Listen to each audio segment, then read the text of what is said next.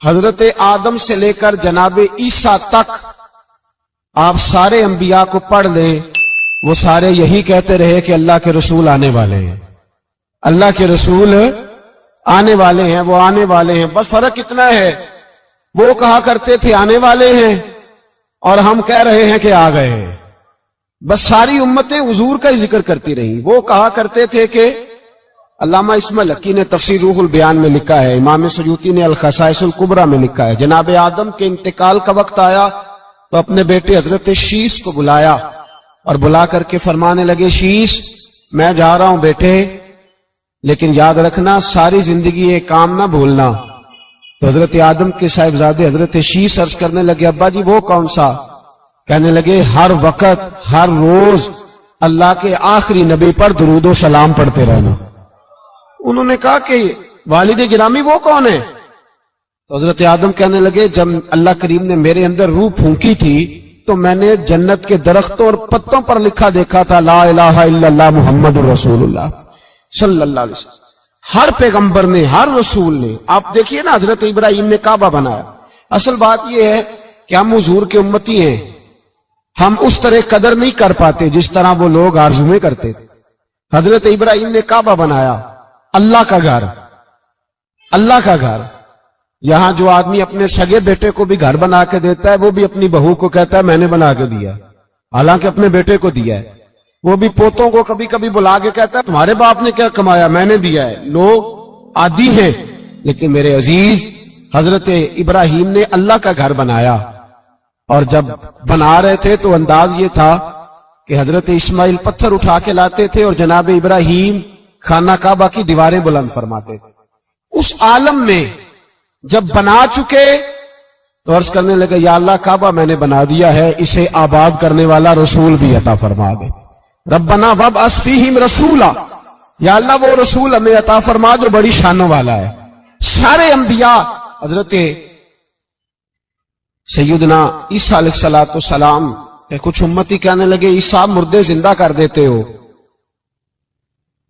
کوڑوں کو شفا دے دیتے ہو، اے عیسیٰ آپ کا ہاتھ لگ جائے تو اللہ بڑے سے بڑے برس کے مریض کو بھی شفا دے دیتا ہے، لگتا ہے سب سے زیادہ شان والے آپ ہی ہو۔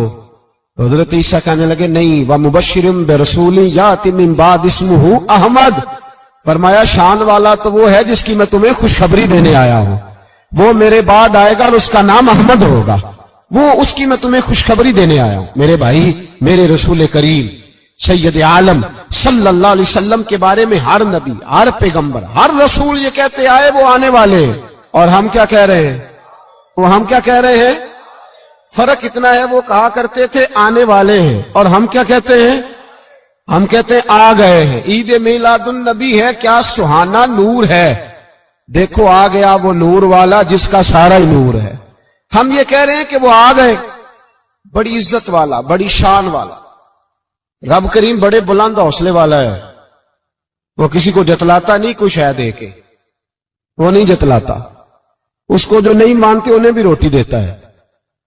جس نے ساری عمر نماز نہیں پڑھی اللہ نے اسے بھی بچے عطا فرمائے، اس نے ساری زندگی نافرمانی کی رب نے اسے بھی نعمتیں دی، کسی نعمت پر احسان نہیں جتلایا، لیکن فرمایا میرے نبی کے غلاموں ذرا ہوش سے رہنا، ذرا ہوش سے۔ ساری زندگی برادریوں پر ہی فخر کرتے رہے ہو، ساری زندگی بینک بیلنس اور جائیداد اور مال پر ہی تم نے فخر کیا ہے، فرمایا ایک فخر والی چیز میں تمہیں دے رہا ہوں، اور میں تمہیں بتا رہا ہوں لقد من اللہ علی المؤمنین اذ بعث فیہم رسولا۔ اور یار اس پہ کبھی غور تو کرو، اس پہ کبھی غور تو کرو، احسان جتلانا کوئی چھوٹی سی بات ہے؟ اور پھر مالک جس کے حوصلے پر کوئی کلام ہی نہیں کر سکتا، وہ مالک احسان جتلا کے تجھے کہتا ہے او مسلمان تو چھوٹا سمجھتا ہے، تو شاید ہلکا جانتا ہے، ہوش کر، اور اپنے اندر کے مصطفیٰ کریم کے اس غلام کو بیدار کر۔ رب فرماتا ہے میں نے تمہارے اوپر بڑا ہی احسان کیا ہے، میں نے بڑا ہی احسان کیا۔ یا اللہ کیا؟ فرمایا اذ بعث فیہم رسولا، میں نے تمہیں اپنا شانوں والا رسول عطا کیا ہے۔ دیدہ دل کا دریچہ باز کرنا چاہیے، اور یا رسول اللہ جن کا تو آقا ہے ان کو ناز کرنا چاہیے۔ اب تھوڑا مسلمان ہونے پہ بھی فخر کرو، کبھی کوئی پوچھے تو اسے بتایا کرو ہم رسول اللہ کے غلام ہیں، یہ بھی ہماری برادری ہے اور یہ سب سے بڑی برادری. اس برادری کے اندر بھی لوگوں کو لائیں. آپ کو پتہ ہے میلاد انقلاب کا نام ہے. میلاد جب تک نہیں ہوا تھا تو بیٹیاں زندہ دفن ہوتی تھی. آپ علماء سے یہ سن تو لیتے ہیں پر ذرا اس معاشرے کی بے حسی تو دیکھو. بیٹی جان ہوتی ہے باپ کی, بیٹی رونق ہوتی ہے گھر کی. ایک آدمی کے 11 بیٹے ہیں تو مجھے ایک دفعہ کہنے لگا دعا کریں اللہ مجھے بیٹی بھی دے. تو میں نے کہا 11 بیٹے ہیں, کہنے میری تو منجی نو رونا بھی کسے نہیں, بیٹے تو نہیں یہ کام کرتے. دعا کریں اللہ بیٹی دے, میری چارپائی کے پاس تو کوئی بیٹھے. او بھائی بیٹی جو اتنے وقار والی ہوئی تو آپ پڑھیے نا, حضرت داہیہ کلبی کہتے ہیں میں موجود تھا جب وہ شخص آیا تھا. لوگ 12 ربیع الاول کے اس معاملے کو معمولی واقعہ سمجھنے لگے. نہ بھائی ہم تمہیں پیغام دے رہے ہیں, یہ معمولی واقعہ نہیں. حضرت داہیہ کلبی کہتے ہیں اس شخص نے آ کے عرض کی یا رسول اللہ صلی اللہ علیہ وسلم میں نے 100 بچی زندہ دفن کی ہے, زندہ دفن. اور کہتے ہیں میری اپنی بیٹی, میں سفر پہ تھا تجارت پہ تو میرے پیچھے سے میرے گھر میں بیٹی ہو گئی. میری بیوی نے اپنے میکے جا کے چھپا دی. تو میں واپس آیا تو اس نے کہا بچہ ہوا تھا فوت ہو گیا, میں نے دفن کر دیا. جب بچی 4-5 سال کی ہوئی تو مجھے پتا چلا میری بیٹی ہے. کہتے میں اسے لایا اور میں نے اسے کہا میں تیرا باپ ہوں, تجھے تحفہ لے کے دوں گا, کھانا کھلاؤں گا. کہتے ہیں وہ میرے بالوں سے کبھی لپٹتی, کبھی میرے سینے پہ ہاتھ رکھتی, کبھی میرا ماتھا چومتی. پر میں اسے لے گیا اور لے جا کر میں نے گڑھا کھودا اور اس گڑھے میں اس بچی کو جب رکھا, اس نے باہر آنا چاہا تو میں نے اس کے سر پہ ضرب لگائی. جب چوٹ لگائی تو وہ دوبارہ گڑھے میں گری. میرا ویسے وجدان کہتا ہے کہ جب سے میلاد ہو گیا ہے آج کسی باپ کی بیٹی اگر چارپائی سے گر جائے تو شاید وہ ساری رات سو نہ سکے کہ بچی گر گئی ہے میری. کہتے ہیں میں نے چوٹ لگائی سر پہ, خون بہا تو وہ گری, میں نے مٹی ڈالی, وہ ابا جی کہتی رہی. کہتے ہیں جب اس کا وجود چھپ گیا اور اس کے چہرے پر مٹی پڑنے لگی تو اس نے ایک لفظ کہا, وہ لفظ مجھے آپ کے پاس لایا ہے. وہ بیٹی کہنے لگی اے اللہ بتا تیرا رحمت للعالمین نبی کب آئے گا. یا اللہ بڑی بیٹیاں دفن ہو گئیں, بڑی مائیں منڈیوں میں بک گئیں, غریب بڑے لٹ گئے, پریشانیاں بڑی بڑھ گئیں. اللہ بتا نا تو اسے کب بھیجے گا. اب کتنی دیر ہے, اندھیرا بڑا گہرا ہو گیا, اب نہیں جیا جاتا, اب نہیں سہا جاتا, اللہ تو کب بھیجے گا. حضرت داہیہ کلبی کہتے ہیں وہ بتا رہا تھا اور نبی کریم بار بار اپنی چادر کا پلو اٹھاتے تھے اور اپنے آنسو پوچھتے تھے.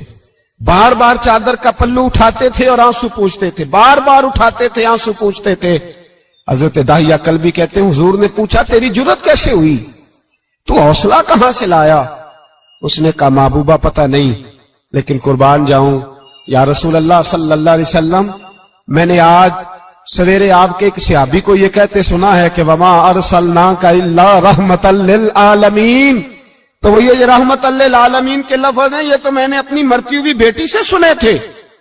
تو آج جب میں نے اس کی زبان سے سنے تو میں نے کہا تو انہیں جانتا ہے, کہا جانتا ہوں. کہا مجھے بھی لے چل. تو حضور میں آپ کے دروازے آیا ہوں, رب معاف کر دے گا. تو میرے حبیب نے فرمایا چل پڑھ کلمہ, جو میرا کلمہ پڑھ دے اللہ اس کے سارے گناہ معاف کر دیا کرتا ہے. بھائی غلاموں کے ساتھ ظلم ہو. حضرت بلال حبشی, حضرت بلال کے بارے میں بڑے واقعات ملتے ہیں. ایک واقعہ بڑا منفرد لکھا ہے کتابوں میں. حضرت بلال سے لوگوں نے کہا آپ نبی پاک سے متاثر کیسے ہوئے. تو جناب بلال کہنے لگے میں زیادہ لوگوں کو مکے کے لوگوں کو جانتا ہی نہیں تھا, چونکہ میری ڈیوٹی تھی گھر میں کام کرنے کی اور مجھے سخت سزا ملتی تھی امیہ بن خلف کی طرف سے. بلکہ تحقیق یہ ہے کہ یہ عبداللہ بن جدان کے غلام تھے. امیہ بن خلف نے تو جب انہوں نے کلمہ پڑھا تو پھر خریدا. عبداللہ بن جدان کہنے لگا میں فارغ نہیں, آپ لے لیں, آپ اس کو سزائیں دیں. تو کہتے میں ان کے گھر میں ہوتا تھا تو میں تو زیادہ لوگوں کو جانتا ہی نہیں تھا, کبھی مجھے موقع ہی نہیں ملا تھا باہر نکلنے کا. ہماری غلاموں کی کوئی زندگی نہیں ہوتی تھی. آج تو ہر آدمی کہتا ہے نا میں کچھ چودھری سے لے کے کھاتا ہوں. یہ جو تیرے اندر حوصلہ ہے نا یہ میرے رسول نے تجھے عطا فرمایا ہے, یہ میرے نبی نے تجھے دیا ہے, ورنہ تو غلام بکا کرتے. یہ حوصلہ تجھے رسالت مآب نے دیا. حضرت بلال کہتے ہیں میں ایک دن مجھے بخار چڑھ گیا بڑا تیز, میں لوگوں کو جانتا نہیں تھا. فرماتے مجھے تیز بخار چڑھ گیا تو ٹھنڈ بڑی سخت تھی. میرے مالک نے مجھے کئی کلو جو دیے پیسنے کو چکی پہ. کہتے میں بیمار تھا تو میں نے کچھ دوائی لی جو اس وقت موجود ہوتی تھی, تو میں نے ایک لحاف لیا, دودھ پیا تو مجھے نیند آ گئی. جب میں سویا تو میرا مالک آ گیا. اس نے آ کر کے مجھے سوئے ہوئے دیکھا تو کھینچ کر کمبل اتارا, رضائی اتاری, لحاف اتارا. کہنے لگا اب تیری سزا یہ ہے کہ تو کھلے میدان میں بیٹھے گا, وہاں چکی پیسے گا, اور دوسری سزا یہ ہے کہ تجھے قمیض پہننے کی بھی اجازت نہیں. حضرت بلال کہتے ہیں تیز بخار, ٹھنڈ کا عالم, اور جب میں چکی پیس رہا تھا تو رو رہا تھا, اور میں پوچھ رہا تھا خدایا ہمارے نصیب, اللہ ہمارے مقدر ہے جرم ضعیفی کی سزا مرگ مفاجات. سیدنا بلال حبشی رضی اللہ تعالیٰ عنہ فرماتے ہیں میرے دروازے کے قریب سے رسول پاک گزرے اور مجھے ہائے ہائے کرتے دیکھا تو دستک دی. میں نے کہا کون ہے؟ دروازہ کھلے آ جاؤ. محبوب اندر آئے تو پوچھنے لگے کیوں رو رہے ہو؟ میں نے کہا جاؤ اپنا کام کرو, یہاں دکھ سارے پوچھتے ہیں مداوا کوئی نہیں کرتا, یہاں تقریریں سارے کرتے ہیں, حقوق غریباں پر بات سارے کرتے ہیں, مداوا کوئی نہیں کرتا, جاؤ اپنا کام کرو. کہتے ہیں میں نے سخت جملے کہے معاذ اللہ. حضور چلے گئے, اور جب حضور جا رہے تھے تو میں کہہ رہا تھا بس جا رہے ہو نا, میں نے پہلے ہی کہا تھا جاؤ. کہتے ہیں قربان جاؤں, تھوڑی دیر گزری تو اللہ کے رسول کے ہاتھ میں گرم دودھ کا پیالہ تھا, کھجوریں تھی. حضور تشریف لائے اور کریم رسول نے مجھے کھجوریں دی, دودھ پلایا اور کہا چل جا کمبل میں بیٹھ جا. تو میں نے کہا چکی کون پیسے گا, وہ تو بڑا مارے گا. کہتے ہیں لوگو اس نبی کا میلاد اور معراج بھول نہ جانا, اس رسول پاک کی محبتوں میں کمی نہ آنے دینا, اس محبوب کا نعرہ ساری دنیا میں لگا دینا. فرماتے ہیں میرے حبیب کے میں قربان جاؤں, مصطفیٰ کریم نے فرمایا تو بیٹھ رضائی میں اور آج تیرے حصے کی چکی میں پیسوں گا. کہتے ہیں ساری رات حضور چکی پیستے رہے, ساری رات. سویرے میں اٹھا اور میرے حبیب پاک نے مجھے وہ سارا کچھ دیا اور خود چلے گئے. اگلی رات پھر آئی تو حضور پھر آ گئے, مجھے پھر رضائی میں لٹایا, دودھ پلایا اور ساری رات چکی پیسی. کہتے ہیں بس تیسرے دن حضور چکی پیس کے جانے لگے تو میں نے قدم تھام لیے. میں نے کہا بیبا دنیا ساری جھوٹ بولتی ہے, زمانہ سارا غلط کہتا ہے, جو غلاموں کے حصے کا کام کرے وہ اللہ کا سچا رسول ہوا کرتا ہے.